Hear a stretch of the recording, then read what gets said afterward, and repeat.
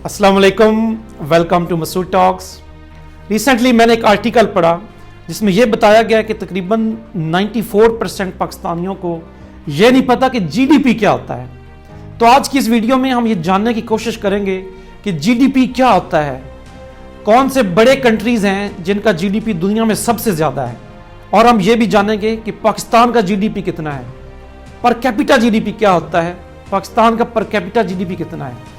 इसके अलावा हम ये भी डिस्कस करेंगे कि इकोनॉमी ग्रोथ में इंडिया और बांग्लादेश जो हमारे हमसाया ममालिक हैं वो पाकिस्तान से आगे क्यों चले गए हैं और पाकिस्तान ग्रोथ में उनसे पीछे क्यों रह गया है। और आखिर में हम ये भी डिस्कस करेंगे कि वो कौन से स्टेप्स हैं जो हमारी गवर्नमेंट ले तो हम अपनी ग्रोथ को मेंटेन कर सकते हैं, उसको इम्प्रूव कर सकते हैं। तो इस सारी डिस्कशन के लिए हमारे साथ एक बहुत ही मुअज़्ज़ज़ मेहमान हैं जनाब जुनैद अहमद साहब, जो एक चार्टर्ड अकाउंटेंट हैं और इन्होंने हमें लाहौर से ज्वाइन किया है। जी बहुत शुक्रिया मसूद साहब, आपने मुझे इस इंतहाई अहम मौजू पे बोलने का मौका दिया है, बहुत शुक्रिया। जुनैद साहब काफ़ी सारी बड़ी ऑर्गेनाइजेशंस में as a top management CFO का रोल अदा कर चुके हैं। तकरीबन 2 साल से वो अपनी एक फर्म चला रहे हैं और वो टैक्स और इकोनॉमी पर एक बहुत ही ज़बरदस्त और गहरी निगाह रखते हैं। Thank you very much Junaid साहब कि आपने हमें ज्वाइन किया। अच्छा जुनैद साहब, हमारी ऑडियंस के लिए बहुत ही आसान अल्फाज में हमें यह बताइएगा कि जीडीपी क्या होता है। जीडीपी क्या है? जीडीपी जो जिन अंग्रेज़ी अल्फाज का मुखफ़फ़ है, हम उन्हें कहते हैं ग्रॉस डोमेस्टिक प्रोडक्ट। इसका अगर आप तारीफ़ पूछना चाहते हैं तो बेसिकली जीडीपी ये होता है किसी भी मुल्क की फ़िज़िकल बाउंड्री के अंदर जितनी मार्केट वैल्यू की गुड्स एंड सर्विसेज प्रोड्यूस होती हैं उनको हम ग्रॉस डोमेस्टिक प्रोडक्ट या जीडीपी कहते हैं।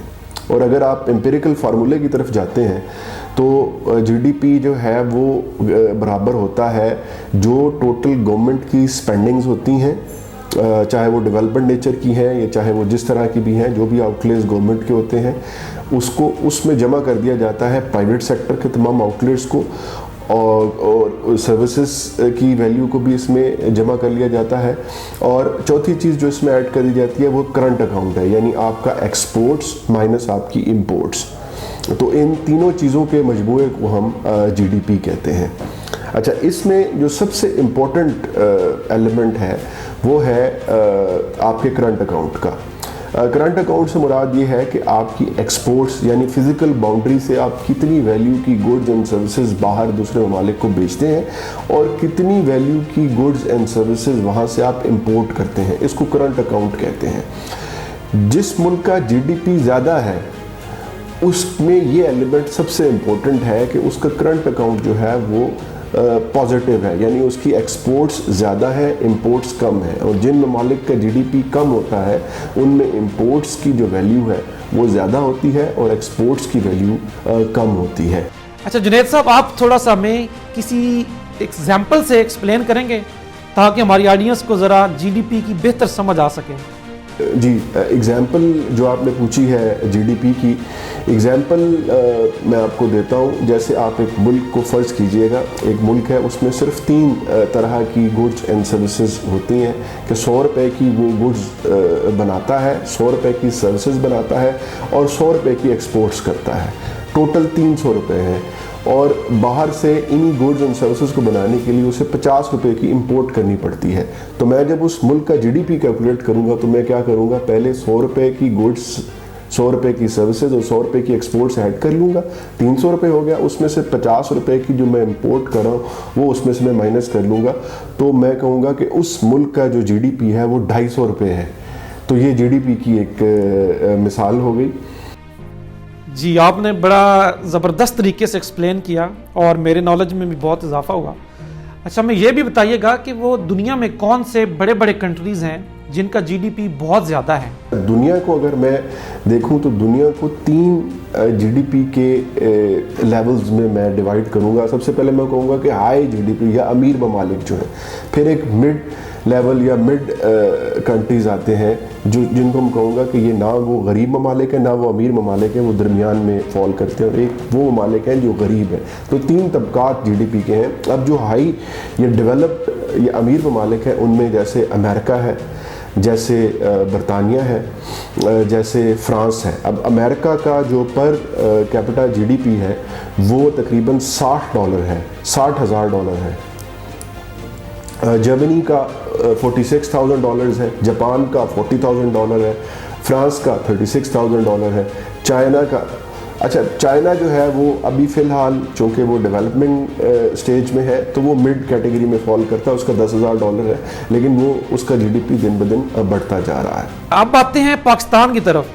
जुनैद साहब हमें ये बताइएगा कि पाकिस्तान का जीडीपी कितना है और पर कैपिटा जीडीपी कितना है, और उससे पहले थोड़ा सा हमें पर कैपिटा जीडीपी के बारे में ये भी बता दीजिएगा कि पर कैपिटा जीडीपी क्या होता है।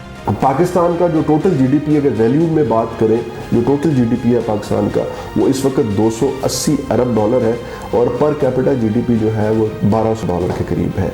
और बड़े अफसोस से कहना पड़ रहा है कि $280 अरब जो पाकिस्तान का जीडीपी है ये श्रिंक हुआ है पिछले 4-5 सालों में बजाय बढ़ने की। उसकी वजह ये थी कि हमारी इंपोर्ट्स ज़्यादा है, एक्सपोर्ट्स कम है, करेंसी की डिवेल्यूएशन हो रही है, जिसकी वजह से हमारी जो मसनूआत हैं, जो हमारी सर्विसेज हैं, उनकी वैल्यू कम हुई है।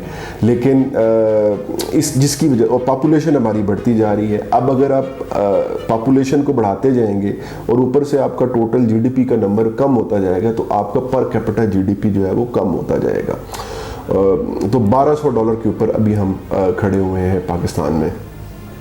अच्छा, अब आपने पूछा per capita GDP. Per capita GDP एक बहुत ज़बरदस्त इंडिकेटर है किसी भी मुल्क की इकोनॉमिक हेल्थ को जांचने के लिए। पर कैपिटा जीडीपी बेसिकली बड़ा सिंपल सा फार्मूला है, जैसे मैंने आपको बताया जीडीपी, किसी भी मुल्क का जीडीपी कैलकुलेट करें और उसको उसकी पॉपुलेशन से डिवाइड कर दें तो पर कैपिटा जीडीपी आ जाता है। दूसरे अल्फाज में कि एक आदमी जीडीपी के अंदर उसका कंट्रीब्यूशन कितना है, उसको हम पर कैपिटा जीडीपी कहते हैं। अच्छा जुनैद साहब ये भी बताइएगा कि हमारे पाकिस्तान की जो जीडीपी ग्रोथ रेट है वो इतना कम क्यों है।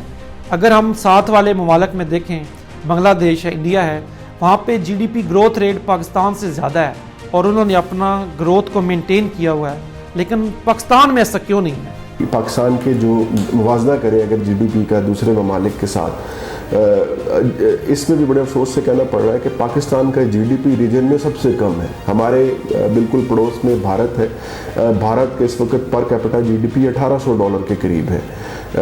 उसके साथ ही बांग्लादेश है, उसका तकरीबन $2,000 के करीब है। तो पाकिस्तान का जीडीपी रीजन में सबसे कम है। और अगर ग्रोथ के हवाले से देखा जाए तो पाकिस्तान का ग्रोथ रेट जीडीपी ये भी इन तमाम हमसाया ममालिक से, जो मैंने आपको 2-4 ममालिक गिनवाए हैं, उनमें कम है। पाकिस्तान का एवरेज ग्रोथ रेट पिछले 10 सालों में 2%, 2.5% के करीब है, लेकिन अगर भारत को देखा जाए तकरीबन 8-8.5% ग्रोथ रेट है जीडीपी का। बांग्लादेश को देखें तो उसने पिछले 5-6 साल से 9% के करीब मेंटेन किया हुआ अपना ग्रोथ रेट। अच्छा, अब आपका सवाल है कि पाकिस्तान का ग्रोथ रेट कम क्यों है बाकी ममालिक से। उसमें सबसे बड़ी वजह यह है कि हमने अपने मुल्क के अंदर मैन्युफैक्चरिंग को या ख़ुद से चीज़ें बनाने के रुझान की तरफ कभी तवज्जो नहीं दी। ये एक बहुत बड़ी रीज़न है। हमारे मुल्क में इंपोर्ट्स के ऊपर बहुत ज़्यादा फोकस है, लेकिन एक्सपोर्ट्स की तरफ हम नहीं देख रहे। हम एक कंज्यूमर लेड इकोनॉमी की तरफ चले गए हैं। इसके बजाय अगर हमने डेवलप होना है, या अगर हम अपने हमसाया ममालिक की तरफ देखें तो उन्होंने एक्सपोर्ट रिलेटेड या फॉरेन एक्सचेंज अर्न करने वाले ममालिक में अपने आप को शामिल किया हुआ है। एक और जीडीपी कम होने की वजह यह है कि पाकिस्तान में इकॉनमी का तकरीबन समझे आधी इकॉनमी है पाकिस्तान की वो डॉक्यूमेंटेड है और आधी नॉन डॉक्यूमेंटेड है। तो नॉन डॉक्यूमेंटेड का जो नंबर है वो जो मैं $1,200 पर कैपिटा बता रहा हूँ उसमें शामिल नहीं है। तो एक मसला ये भी है कि हमारी बहुत सारी इकॉनमी का हिस्सा जो है वो भी अनडॉक्यूमेंटेड है, वो हमें पता ही नहीं है कि उसकी वैल्यू कितनी है। अगर वो इसमें ऐड कर लिया जाए तो पर कैपिटा इससे बेहतर होगा। अच्छा जुनेद साहब, थोड़ा सा हमें ये रोशनी डालिएगा कि वो कौन से स्टेप्स हैं, वो कौन से इनिशिएटिव्स हैं जो अगर हमारी गवर्नमेंट ले तो हम अपने जीडीपी को इम्प्रूव कर सकते हैं। पाकिस्तान की जो इतनी कम जीडीपी है, इसको इम्प्रूव करने के क्या तरीके हैं? तो इसमें हमें अपनी स्ट्रेटजी को दो हिस्सों में तकसीम करना है। एक है शॉर्ट टर्म स्ट्रेटजी, हमें इमीडिएटली क्या करना है, और एक है लॉन्ग टर्म स्ट्रेटजी, आगे क्या करना है इसको बेहतर करने के लिए। अच्छा, शॉर्ट टर्म स्ट्रेटजी में हमें क्या करना है? हमें जीडीपी को इम्प्रूव करने के लिए जो हमारी एग्जिस्टिंग इंडस्ट्री है उसको इंसेंटिवाइज करना है। जितने भी एक्सपोर्ट मैन्युफैक्चरिंग यूनिट्स हैं पाकिस्तान में, हमें उनको फैसिलिटीज़ देनी है। वो फैसिलिटीज़ टैक्स की सूरत में हो सकती है, वो फैसिलिटीज़ कंप्लाइंसेस में कमी की सूरत में हो सकती हैं, वो फैसिलिटीज़ उनको मेन स्ट्रीम लाने की सूरत में हो सकती हैं। जो दूसरा मेजर स्टेप है वो है हमारी रीजनल पोजीशन को इस्तेमाल करना। ये भी हम शॉर्ट टर्म स्ट्रेटजी में यूज़ कर सकते हैं। इसकी एक बहुत ज़बरदस्त एग्जांपल हमारे पास सी पैक की सूरत में मौजूद है। सी पैक एक बहुत बड़ा गेम चेंजर साबित हो सकता है अगर हम इसको सही तरीके से इस्तेमाल करें। मिसाल के तौर पर हम चाइना से ये कह सकते हैं, और डेफिनेटली कह भी रहे होंगे, कि आप अपनी जो फर्स्ट लेवल की प्रोडक्ट्स मैन्युफैक्चरिंग है, जिसमें रॉ मटेरियल को फर्स्ट लेवल में कन्वर्ट किया जाता है, वो पाकिस्तान में मुंतकिल करें पहली स्टेज के तौर पे। इसके लिए स्पेशल इकोनॉमिक जोन्स, एनर्जी का इंफ्रास्ट्रक्चर बेहतर होना, जिसमें ऑलरेडी काफ़ी काम इसके ऊपर हो चुका है। अब जो चीज़ बचती है वो वहाँ पे उस इंडस्ट्री का शिफ्ट होना है पाकिस्तान में। उसको हम जितना फैसिलिटेट कर सकते हैं उतना करें। ये कुछ शॉर्ट टर्म स्टेप्स मैंने आपको बताए जो करना है। लॉन्ग टर्म में हमने क्या करना है? लॉन्ग टर्म में हमने ये करना है कि हमने इंपोर्ट की हौसला अफजाई नहीं करनी, हमने मैक्सिमम इंपोर्ट सब्स्टिट्यूशन की तरफ जाना है। अगर आप देखें, किसी स्टोर में चक्कर लगाएं, आपको सुई से लेकर बच्चों के पीने वाले दूध तक इंपोर्टेड नज़र आएंगे। हमने फोकस करना है बीइंग अ सोसाइटी कि हम लोकली प्रोड्यूस्ड चीज़ें इस्तेमाल करें और इनकरेज करें लोकल इंडस्ट्री को कि वो यहाँ पे प्रोड्यूस करें। तो हुकूमत को इस सिलसिले में एक बहुत बड़ी रीस्ट्रक्चरिंग एक्सरसाइज करनी पड़ेगी। लोगों को माइल करना पड़ेगा कि वो प्रोडक्शन की तरफ आए, पाकिस्तान के अंदर प्रोडक्शन की तरफ आए, इंपोर्ट की तरफ ना जाए। दूसरे नंबर पे हमने नॉलेज बेस्ड इकॉनमी की तरफ जाना है। नॉलेज बेस्ड इकॉनमी, बिल्कुल आप अपने पड़ोस में देखें, भारत दुनिया के हर मुल्क के अंदर उनके सॉफ्टवेयर इंजीनियर बैठे हुए हैं, इंटेलेक्चुअल्स बैठे हुए हैं।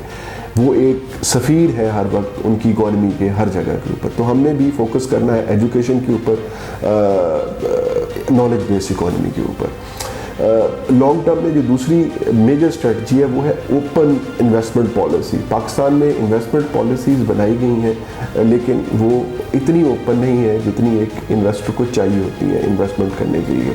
तो ओपन इन्वेस्टमेंट पॉलिसी, टैक्स के सिस्टम को बेहतर करना, रीस्ट्रक्चरिंग टैक्स की, कंप्लायंस को कम से कम करना जो इन्वेस्टर्स को खींच सके। और आखिर में मैं कहूँगा कि टूरिज़्म एक ऐसी चीज़ है जो कि आपके लिए बहुत कीमती ज़र मुबादला ला सकती है। यानी आपको जो मैंने करंट अकाउंट बताया उसमें बहुत बेहतर कंट्रीब्यूशन, टूरिज़्म को प्रमोट करें, पूरी दुनिया के अंदर ब्रांड पाकिस्तान को हम इंट्रोड्यूस करें ताकि टूरिस्ट पाकिस्तान में पूरी दुनिया से इधर ट्रैवल करें। आज की मैं सारी डिस्कशन को समराइज करूं तो सबसे पहले हमें यह पता चला कि जीडीपी क्या होता है, पर कैपिटा जीडीपी क्या होता है, पाकिस्तान का जीडीपी कितना है, और वो कौन से बड़े बड़े टॉप कंट्रीज़ हैं जिनका जीडीपी दुनिया में सबसे ज़्यादा है। फिर हमने ये भी जाना कि पाकिस्तान का जीडीपी ग्रोथ रेट कम क्यों है, उसकी क्या क्या वजूहात हैं और उसका सलूशन क्या है, कौन कौन से ऐसे इनिशिएटिव्स हैं जो अगर हम लें तो हम दोबारा से अपने जीडीपी को इम्प्रूव कर सकते हैं, अपना जीडीपी ग्रोथ रेट को ज़्यादा कर सकते हैं।